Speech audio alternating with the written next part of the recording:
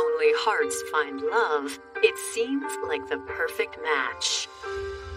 She was a very loving and nurturing person.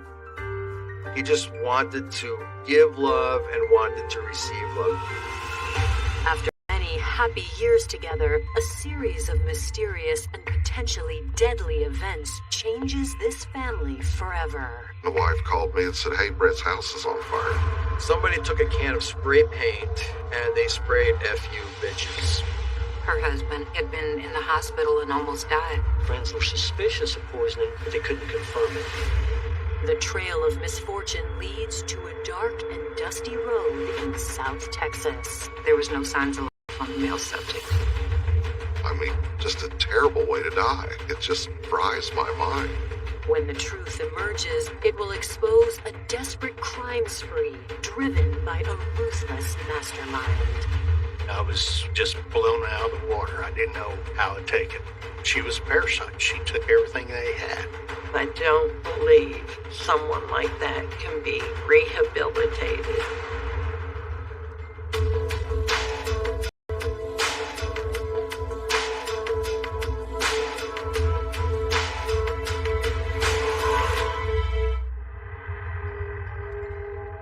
April 24th, 2008, Seadrift, Texas. It's around 5 a.m., and while most of the city sleeps, two men are taking a back road to their job at the local marina. Old Seadrift Highway is a 2-lane road, barely, and it's mainly farmland. There's not much around. Just minutes into their commute, the men spot a parked car alongside the road. The vehicle looked like it had some kind of trouble. When they got closer, they noticed a male laying out in front of the vehicle.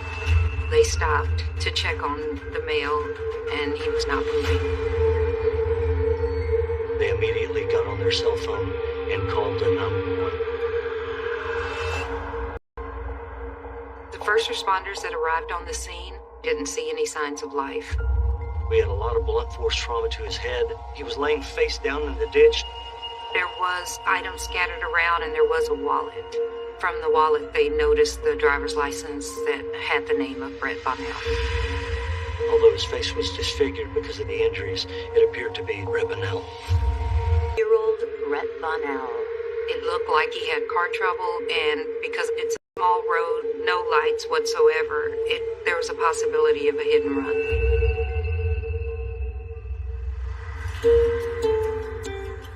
Raised on an Indiana farm, Brett Bonnell was instilled with a strong Midwestern work ethic from a young age.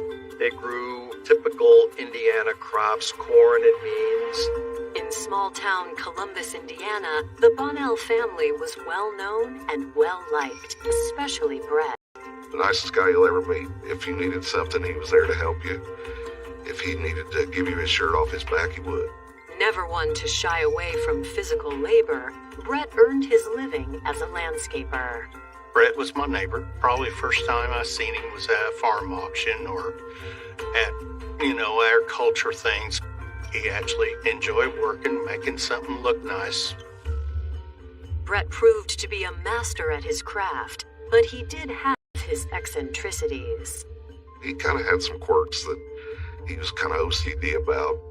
If he mowed grass, the marks had to be straight back and forth in the yard.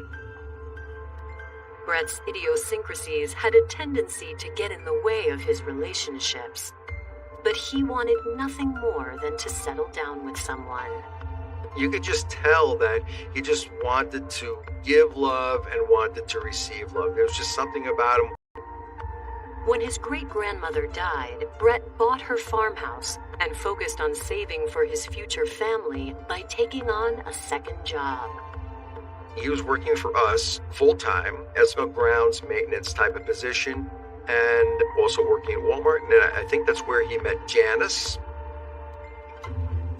Like Brett, 38-year-old Janice Hicks grew up in a small Indiana town and had dreamed of building a family of her own. Janice's biggest hopes and dreams was to become a mother.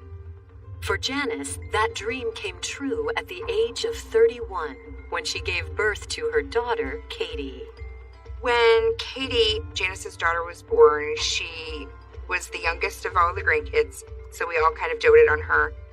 While Janice enjoyed every minute of motherhood, by the time she met Brett, she was in the midst of an unhappy marriage. Janice definitely deserved to be happy, and I think with Brett she found, something that was different than what she'd had with her first husband. In May of 2001, Janice officially divorced her husband of over a decade. Not long afterwards, Janice and Brett's relationship took Really necessarily a surprise to anybody, because they seemed to genuinely care about each other. Janice and her 5-year-old daughter were the family Brett had always wanted. He really, from all outward appearances, loved that little girl.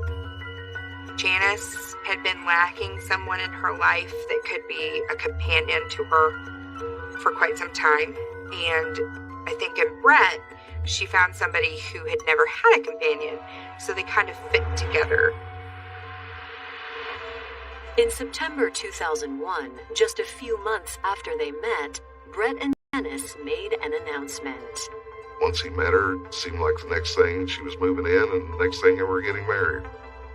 Their wedding colors were red, white, and blue. It was very pretty. It was very simple, held at their farmhouse with just their closest family and friends. Shortly after they settled into married life, the newlyweds made another life-changing decision. They wanted to start a small business, so they bought an embroidery business. She was doing orders for a few people around town. They were doing orders for schools. They were going to these vendor fairs. A few months after they opened, Janice brought in her older sister Betty to help with the business. Betty would go and help deliver orders and things like that from time to time. When Janice and her sister were together, they seemed like quite a pair. Like they, could tackle just about anything they wanted to. For a few years, Brett and Janice had it all. A new family, a beautiful home, and a budding business. But things began to change when Brett's beloved mother was diagnosed with cancer. She had been sick for a while, and when she was in the hospital, Brett was just beside himself. He dearly loved his mother. When Brett's mother passed away, I think he took it pretty hard. She was just a good woman. Tragically, in 2004, the same year Brett's mother passed, Janice lost both of her parents. They each received an inheritance, which they put into their embroidery business. But in 2005, the future they had worked so hard for went up in smoke. I remember it was a sunny day. We were in the gardens, and all of a sudden, Brett came up, almost running up. Helmet, I gotta go. My house is on fire.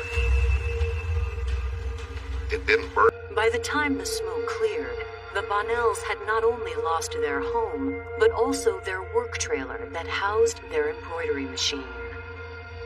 Brett, after the fire and dealing with everything, he was mentally drained. There was just a lot of questions regarding what happened here, but they couldn't prove a source of the fire. Janice and Brett had lost everything. Their parents, their home, and their business. So when Janice's sister Betty decided to move to Seadrift, Texas, Janice saw an opportunity for her family to start over too. Brett said, well, Janice says we need to move away from here and get away from all the stuff and all the crap that we've been dealing with, and then we can start a new life. In January of 2008, Brett, Janice, and her now 13-year-old daughter Katie joined Betty in Texas. Brett quickly landed a job as a gardener at the local Parks and Rec department, while Janice and her daughter settled into their new home. I talked to him. He sounded happy. He was joyful. I got a great job. I'm mowing lots for the city, and I really like it. But nearly 3 months later, on April 24th, 2008, investigators in Seadrift, Texas, are standing over the body of 40-year-old Brett Bonnell, wondering what could have happened. He was laying there, motionless, face down, kind of in a ditch with his feet sticking out next to the vehicle. It appeared that he was changing his tire and was possibly struck by an oncoming vehicle. Officers scour the scene for any clues that might help them identify the vehicle that struck Brett. My initial reaction was to look for glass, look for cast-off blood on the roadway, on the vehicle, where he landed to where he rolled, maybe paint transfer on the body, and none of that was observed. What's more, it appears someone has tampered with the crime scene. We see that the quarter panel front and rear of the vehicle are covered in dust, but the driver's side door has apparently been wiped clean. The contents of his pockets, wallets, were in disarray, laying around the area, and that is an indication of possible robbery. While the scene is sending police mixed signals, a closer look at Brett's body throws up even more red flags. He was laying face down at an angle, and the blood had a bit of postmortem lividity on his back, which means that's where the blood falls to when you're laying. Yet he was laying on his stomach when we arrived at the scene, so that was inconsistent with the position of the body. He had trauma to several places on his head, was not consistent with the vehicle coming by and striking him. It appeared that he'd been struck in several different locations multiple times, so that was also an inconsistency. Investigators reach one conclusion. It was a vicious, vicious beating that he took. It looked like it was staged to appear that he was struck by an oncoming vehicle. Coming up, as the sun rises, so do investigators' suspicions. We pretty quickly realized that he didn't die at that location. He says, I hope you're working this as a homicide.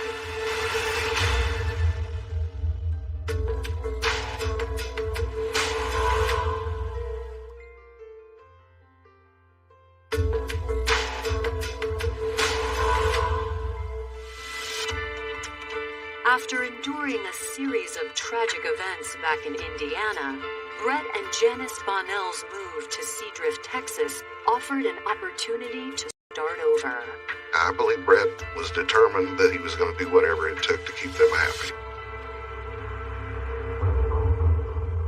And life seemed good until Brett's lifeless body was found alongside an area roadway on April 24th, 2008. He was laying on his stomach when we arrived at the scene on the side of the road. It was cold to the touch. After taking a closer look, investigators have determined the crime scene has been tampered with. We pretty quickly realized that he didn't die at that location. We didn't know exactly what happened, but it wasn't consistent with somebody trying to change their tire and a vehicle struck him. So it was an unattended death initially. When things started falling into place, it was then considered a homicide. With a homicide on their hands, investigators know they must notify Brett's next of kin. And it doesn't take long to find a contact. While I'm looking in the vehicle for any information, I noticed a cell phone. And I picked up the cell phone, and there was a number that had called. So I dialed the number back, and that's when I found out it was the wife of the victim that was calling. I asked Janice Bonnell where she was. She said she is driving up and down Highway 185 looking for her husband, and I tell her, well, go home, where do you live, and I will come talk to you. And Janice's mobile home. I knock on the door. She's there. Her sister, Betty, is also there, along with her daughter, and they come outside. Before detectives notify Janice of her husband's death, they first want to know more about his whereabouts the night before. She said he was on his way to Walmart to buy a phone card and to get some other items. He left at 10:30 that night, and then she went to sleep and realized this morning that he didn't come home. Janice says she had been driving around town looking for Brett ever since. I told her that her husband is the one we just found on the side of the road. As detectives pause to give Janice time to process this news, they speak to her 49-year-old sister, Betty Roney. Betty tells police she had spent the evening at home with her boyfriend. She was questioned about the incident that happened to Brett. She denied any knowledge of it. Next, detectives want to know if Janice's 13-year-old daughter, Katie, heard anything unusual the night before. When I asked Katie, she said she went to sleep a little after Brett left. Turning to Janice, detectives learn the couple had only lived in Seadrift a few months. Janice didn't have a whole lot of friends in Seadrift. She mainly spent most of her time with her sister Betty. When detectives ask Janice if there is anyone who could have wanted to hurt her husband, she is at a loss. She said he was quiet, he was very polite, nobody had a bad word to say about him. As detectives head back to the station, news of Brett's death reaches his friends and family in Indiana. Now, I literally fell to my knees that day. I didn't know how to take it. I'm getting emotional. You know, what happened? People told me, Helmut, don't get involved. It's none of your business. But I really liked the kid. I really did. Back in Seadrift, investigators work quickly to learn more about their victim. Whenever we're working a homicide, we always question people that are known associates, family, friends, to see if there's any kind of dispute going on, so you can maybe narrow down who might potentially be involved. They start by contacting the Parks and Recreation Department where Brett worked. I speak with Brett's supervisor, Jackie, and I explained to her what happened. Jackie seemed really that he was fighting with family over a will. Before investigators can follow up with Janice, another lead comes in. I receive a phone call from a male named Helmut Mang. Mr. Mang asked if it was true if Mr. Bonnell had passed away, and I said yes. Well, Mr. Mang says, I hope you're working this as a homicide. I took it upon myself to really find out what happened to this guy that I really liked. Helmut says a concerning situation occurred just before Brett and Janice left for Texas. Mr. Mang says while Brett is in Indiana that he had been in the hospital and almost died. He didn't show up for work. He was gone for a few days. He was in the hospital. Helmut indicated that Brett Bonnell was poisoned. Detectives request Brett's medical records from the hospital in Indiana. According to the physicians, he had something fighting his body and they couldn't determine exactly what it was. Friends were suspicious of poisoning, but they couldn't confirm it. A possible dispute over a family will, and now a mysterious potential poisoning. Detectives follow up with police in Indiana and get another piece to this puzzle. That's where I was told about the suspicious fires. Indiana authorities tell detectives the Bonnells' house had burned down in October of 2005. Janice brought in a company that came in and cleaned up the house before the insurance had actually investigated it to see what the problem was. And then, therefore, they couldn't research and see what started the fire. Without being able to prove the source of the fire, the insurance company never paid out on the policy, leaving Brett and Janice homeless and broke. It was an ongoing investigation, but the insurance company would not pay out. But that wasn't the only fire on the Bonnells' property. A week after the house burned, there was a building out back that they put all the remnants and leftover stuff from the house that was not damaged. And the motorhome was sitting out there with the trailer, all within, feet of each other. Well, mysteriously, it burned down. Even worse, it seemed someone had been targeting the Bonnells. In the wreckage of the second fire, investigators found one piece of evidence. There was some vandalism done. There was some rare words painted on it. Somebody took a can of spray paint and they sprayed profanity, F you bitches. Indiana detectives had determined the fires occurred just before Brett's undiagnosed illness and shortly after the... What happened in Seadrift was a continuation of what happened in Indiana. Coming up, detectives zero in on a suspect with a possible blood vendetta against Brett. From what I understand, he didn't get any money from their estate. The poor guy, he was like tormented. The logical question for us is, what do you hide?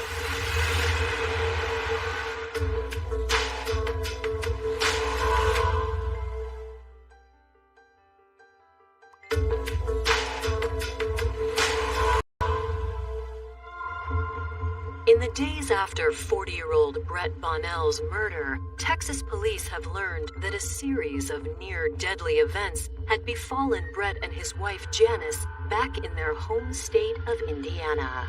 He had been in the hospital and almost died, possibly poisoned. There were suspicious fires and a few other things that had gone on. In light of this information, investigators have reason to believe that someone may have been targeting the couple. What is going on? What has followed them down here? What is happening? Detectives begin questioning the couple's family and friends in Indiana, and one name keeps coming up. Suspicions were cast on Janice and Betty's brother, and they suspected that it might be him because of the way that the profanity was written on the trailers. According to friends and family, Janice and her brother, David Hicks, had been at odds ever since the death of their mother. The rift that occurred between our families that caused us to be estranged happened immediately after my grandmother, Katie, passed away. My father and Janice were co-executor of the will. And from my understanding, Janice had my father removed as co-executor of the will. After the trailer in the barn burnt down, there was talk that Janice's brother might have been getting even with her because he didn't get any money from their parents' estate. According to Brett's friends, Janice and her brother were still disputing their mother's will in the weeks leading up to Brett's murder. Brett was pretty disturbed over the idea that somebody's coming up and setting things on fire. Brett, he would come to work, he would just be really shaken all the time. The poor guy, he was like tormented. To investigators, it's alarming that Janice didn't tell them about her brother from the start. They decide to pay the grieving widow a visit on May 10th, 16 days after the murder. How was the relationship between Brett and your family? I'll be honest with you, I have 3 brothers. I don't have anything to do with them. Janice confirms that she and her older brother haven't been seeing eye to eye ever since their mother's death. My oldest brother he's got a lot of problems. That's when police ask Janice about the suspected arson. I think they actually investigated him on the fire and everything, but couldn't prove anything. Janice is forthcoming with detectives, but she insists her brother couldn't have killed Brett. I would say he wouldn't even know that I'm here. It seems unlikely David could have been responsible for Brett's death. My father was not in contact with Janice and Brett at the time, and I don't believe that that's something that he would ever do. The evidence didn't support her brother being involved in the murder. As detectives close the book on David's potential involvement in the crime, suspicions begin to rise about one of Janice's other siblings. Being a small town, a lot of gossip, rumor mills of what possibly happened to Brett. One tip that continuously came in was Betty hit Brett with a vehicle. Tipsters believe that Janice's sister, Betty Roney, may have been driving her boyfriend's car during the incident. Betty has a boyfriend named Michael Green. Betty had moved in with Michael Green, and that's where she was living. Michael had been in some trouble, not anything serious, but he was someone who we were familiar with. When we learned that Michael Green and Betty were living together after what happened to Brett, we had our suspicions that he was potentially involved in it. Looking back, investigators recall that on the day that Janice Bonnell was informed of her husband's death, Betty's behavior had struck them as odd. Betty was chain smoking in the background. Betty never went to her sister for comfort or anything like that.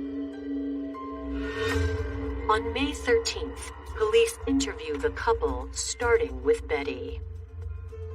I'm gonna be upfront with you. Did you have anything to do with his death? No, I didn't. Would you submit to a polygraph test? Yes. And you think you would pass that? Yeah. Police question Michael Green next. Now, the night in question, we were home all day. Do you think would be capable of doing harm to Brett? Crackhead. Crackhead. So you think maybe some crackheads did this to him? Who knows? Michael's statement doesn't exactly ease detectives' concerns, especially when they ask him another question.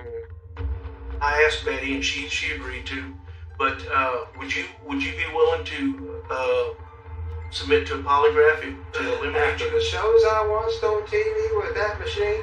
Are you kidding me? I understand that you're not comfortable taking a polygraph test, submitting to one Well, voluntarily. it's not that I'm not comfortable with it. It's just I find it it's not admissible in any court. But you do understand that by feeling like, regardless of how you articulate it, you're uncomfortable with polygraph. Well, The logical question for us is, what are you hiding? Michael refuses to budge, and a search of his car turns up nothing incriminating. Without any evidence to hold the couple, detectives have no choice but to release them. We felt like we were on the right track as far as what happened, but there was not evidence at that time to hold them. Is it possible Michael is trying to protect Betty, or vice versa? As interviews with friends and family continue, it seems Betty Roney did have a habit of rubbing some people the wrong way. I just could not put a finger on it, but I just didn't feel comfortable around Betty, but I wasn't sure what it was. Betty, from a very young age, was a liar. She was a schemer. She would do anything she could to get what she wanted.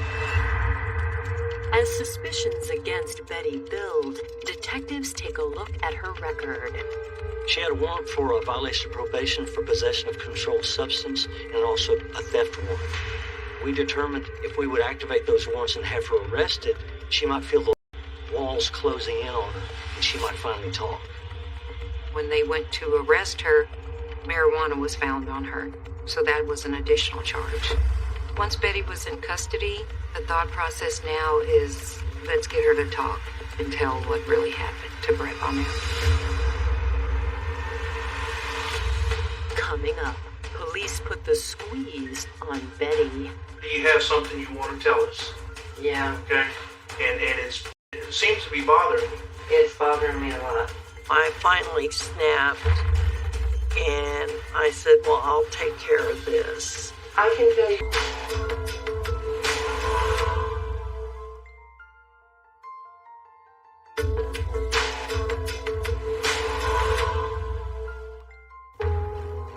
Months after Brett Bonnell's body was found alongside a road in Seadrift, Texas, authorities arrested Brett's sister-in-law, 49-year-old Betty Roney, for possession of marijuana and 2 outstanding warrants. But police believe Betty is hiding a much darker secret. We needed a little more, and we were hoping that Betty would cooperate. I had sat in jail for about a week, and I had talked to my sister on the phone, and she said there was basically nothing she could do. And then Michael had come in and visited with me and said that my sister was out running around town, going to the bars, looking for a new man. So I finally snapped and I said, well, I'll take care of this. On June 28th, 2008, Betty tells detectives she's ready to talk. I can tell you what happened and what I had involved in. Okay. I didn't murder anybody. I love my sister, but I can't go on knowing what I know happened. Betty takes police back to April 23rd, the night that Brett died. I got a call at midnight. Mm-hmm. And she called and asked me to come down. I'm like, what's wrong? She's like, I just need you to come down. I went down and I walked in the trailer.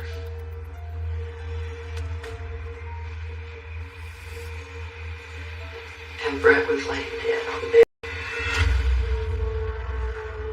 She had beat him with a baseball bat. And he was dead. She claimed that Katie slept through the entire incident. She was maybe 7 feet from Brett when he was being hit with the bat. I would have never thought that my sister could do anything like this. Betty swears she doesn't know what happened between Janice and Brett that night, but she does have the sordid detail. And make it look like a hit and run. So, I drove the Expedition. She drove the Probe. We dumped his body in front of the car.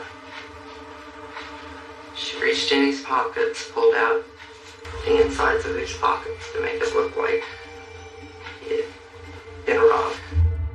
Spent the rest of the night painting on the trailer.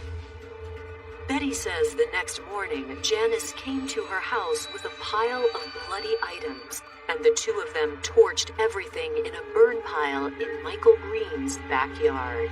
And Michael didn't know anything about this? No. And until you told him about it? Still doesn't. The story that Betty told was very believable. Betty's story does match what it appeared at the crime scene, and it was very plausible that is what happened to Bonnell. Detectives work quickly to try and corroborate Betty's story. Michael did allow for the consent of the search of his residence, the burn barrel. We found a partially burned cloth and what appeared to be a partially burned shower curtain. We located a car belt buckle from the seat belt. According to Betty, the seatbelt is from her sister's Ford Expedition. She says Janice removed it because it was covered in Brett's blood. That was one of the major components of we need to go find that vehicle. But there's a problem for police. She traded in the Expedition. Detectives immediately begin dialing area dealerships. We found the vehicle the next day. The first thing I did was open up the back, and it was literally a shocking moment to actually see blood still pooled in the bottom of that rubber. And then when the seatbelt was discovered had been cut out, that was just an extra affirmation that we were on the right track. That day, Janice is arrested at her work in Seadrift and brought in for questioning. She was very defiant, very rude, I would even say. We have a lot of evidence already. We have the Expedition now. It's sitting in the evidence deal. We've already found the blood. Okay. We know why the seatbelt was cut out. Basically, everything was laid out to Janice of what Betty said. We're wanting you to help yourself. Help myself how? By being straightforward with us and telling us, cooperating with us. Coming up, Janice lays bare the chilling details of Brett's murder. So I had to hit him several times because he started moving around. And insists she had no choice. Every night was like a nightmare with him when he come home.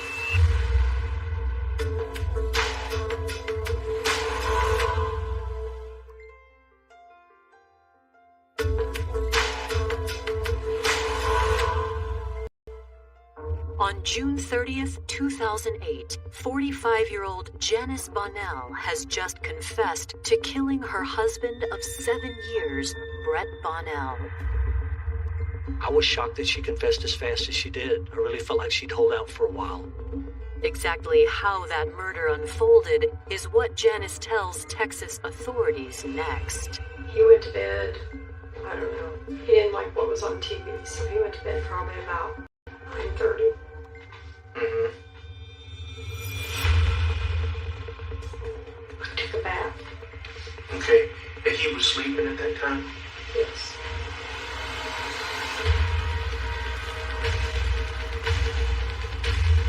How many times do you think he... I don't have any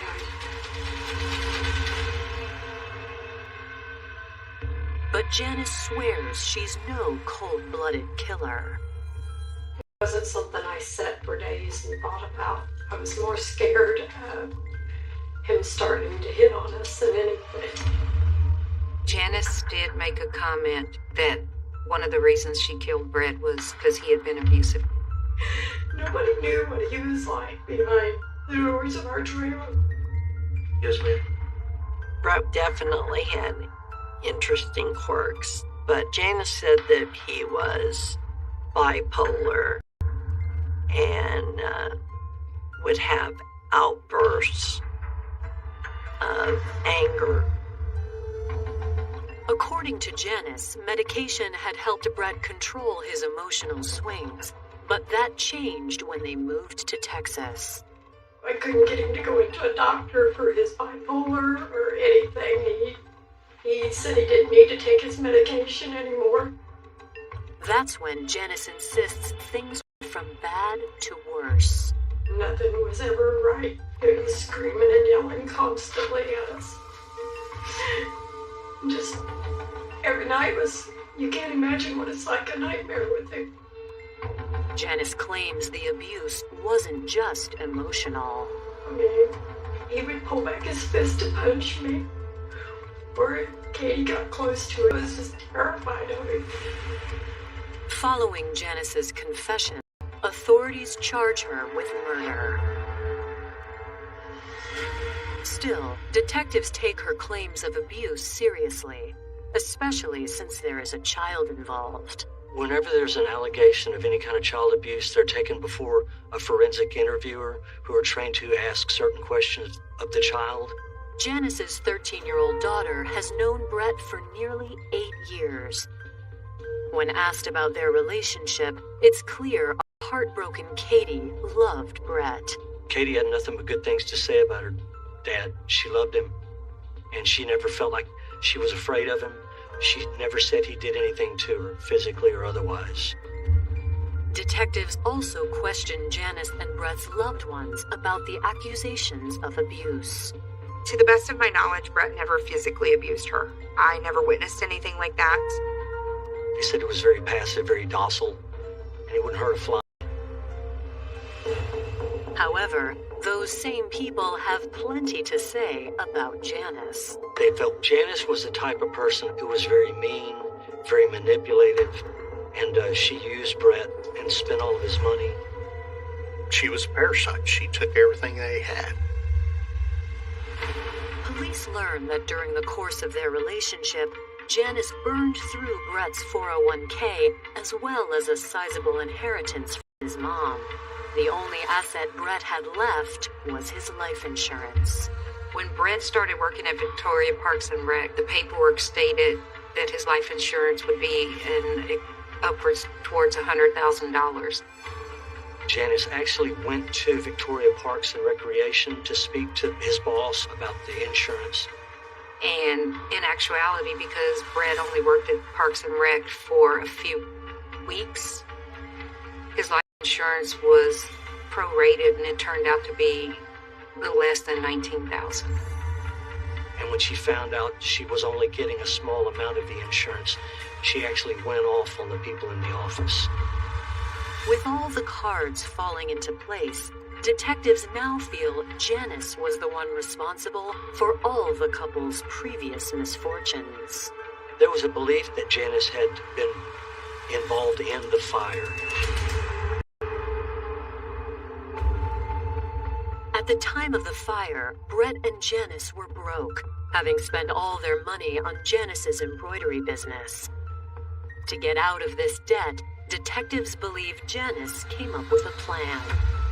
I was there that day when the fire started, and I was out in the vehicle waiting on Janice, and she was the last person out of the house.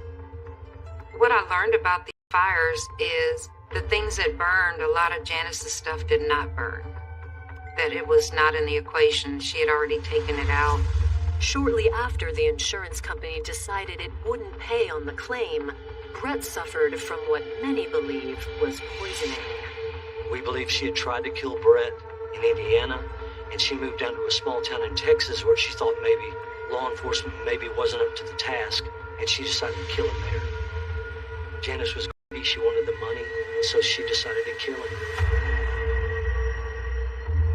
On October 23rd, 2008, Janice pleads guilty to murder and is sentenced to 45 years in prison.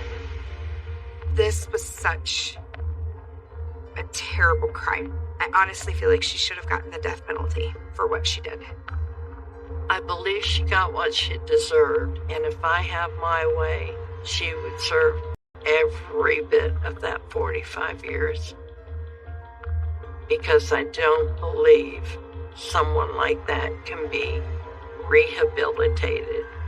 Brett never deserved anything like this, ever. He was a good guy. Damn good guy. What is inside that person's heart to take a life like that? And poor innocent Brett just laying down, sleeping, and then snuffed out at the end. You know, what's in a person's heart that would want to do that?